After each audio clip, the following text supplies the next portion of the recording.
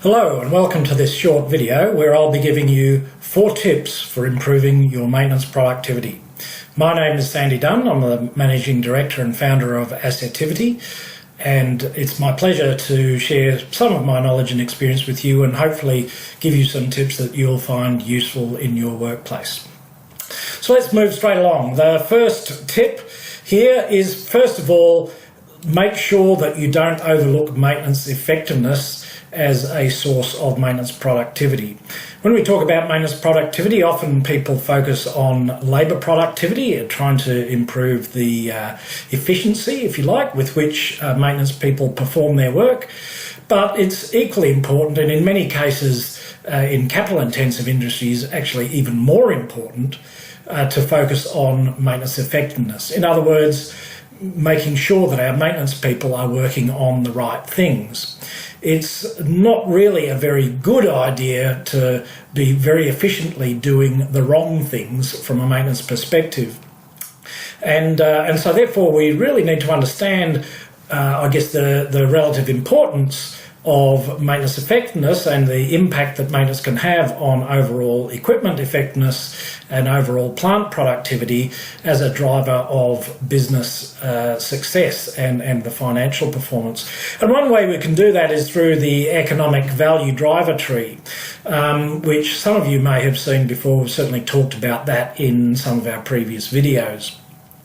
Essentially, this driver tree shows on the extreme left-hand side of that tree a box that's called EVA, the economic value add. It's essentially a measure of the value of the organisation, and there's a number of individual elements that make that up. Across on the extreme right-hand side of that chart, you'll see that there's a number of elements, including the sales that are produced by the organisation, the variable costs of goods sold, and then further down, fixed assets and current assets.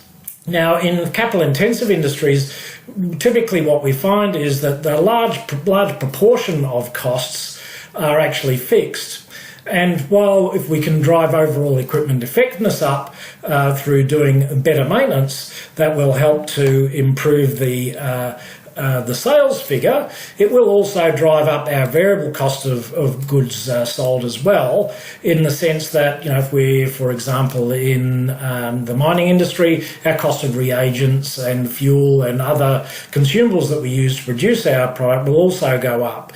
But those costs will go up in proportion, a much smaller amount in comparison with our fixed costs. And so the net result of that is, if we can actually improve overall equipment effectiveness by doing the right maintenance, by focusing on reliability improvement, by making sure that we're operating in such a way, or doing our maintenance in such a way that it enhances equipment reliability, that will typically mean that with those fixed costs not changing, that our EVA will increase by significantly more than any efforts that we might take to drive down the cost of maintenance. So particularly in capital intensive industries, it's making sure, I guess, that we're shooting at the right target, that we don't focus on labour productivity in the sense of doing maintenance more efficiently and ignore the fact, ignore the focus on making sure we're doing the right maintenance in the first place. So that's really tip number 1. Our second tip is that when we do focus on labour productivity, it's actually all about making sure that we eliminate or reduce workforce delays. It's about making sure that we put ourselves in the shoes, if you like, of our trades workforce that are working on the shop floor, and understand what are all the frustrations that they have that get in the way of them actually doing good quality work, and make sure that we focus on eliminating those things.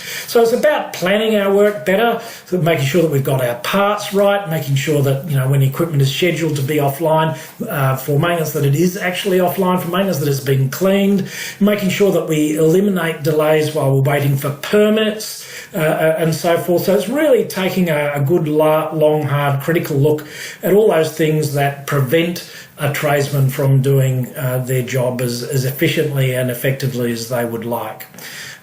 It's more about that than it is about trying to reduce the unit cost, if you like, in terms of trying to drive labour rates down. Again, often what we find is there's huge opportunities because organisations over time build up these complex bureaucratic systems that actually get in the way of letting people do a good job. And it's about cutting through that and I guess, as I say, really having a long, hard, critical look at the way we're asking people to work and looking for opportunities to streamline that and allow people to do the job that they're actually being paid to do. The third tip is really about making effective use of your maintenance contractors, and really two key things here. One is, how does work get allocated to your maintenance contractors? What work are you giving to them? Is it work realistically that only maintenance contractors can do, that they have special skills that allow them to do it, or perhaps you have a peak in workload that you really need additional labour support to be able to deliver your maintenance program? Or is it, as can often be the case, well, they get the dirty jobs, the hard jobs, the ones that people don't really want to do. If you don't have effective control over what work gets allocated to contractors, and it's too easy, I guess, to allocate work to contractors, then you often find that contractors get used at additional expense when in fact there is labour available internally to do that work that perhaps has the skills and abilities to do that work. So really, again, put the spotlight on what work is being given to contractors. And the second aspect of that is, when we do use contractors, are we sure that we're getting quality outcomes from them? It's not a good idea to, again, drive the unit rate down for contractors, try to get the cheapest possible contractors, and then find that there's lots of rework involved because the things that they fix don't stay fixed, or that when they're working, they're not really working very productively because the workforce doesn't have the skills that's required to do that work. So again, two things to focus on in contractors. One, how is work allocated to them? How do you decide what work they do? And secondly, are you sure that you're getting quality outcomes from them? And then the final tip number 4, is around materials. So making sure that you take effective control of your material usage. And a couple of things to watch out for here that we found from our experience. One is, or I guess 3 things here. One is, who decides whether to repair or replace components? If we leave that to people to take the easy option, then very often what we'll find is that components get replaced because it's easy, but that also might be the more expensive option. So again, let's make sure you have proper controls over that decision-making process, that only the things where it is more economic to replace the item than to repair it actually gets replaced, rather than the things that are easy to replace rather than repair. Secondly, how easy is it for your workforce to return unused items to the store? We've been places where we've seen good brand new items thrown in scrap bins because it was just too hard for the maintenance people to return it to store. In some cases, the warehouse wouldn't even accept returned items to store, and that's just a huge waste. In other places, we've seen items returned to store, but then they're left outside the warehouse in an unsheltered area, open to the elements, where they deteriorate very, very rapidly. And again, if we're going to have an effective return to store process, we need to make sure that they're returned to the proper storage location and they're properly looked after.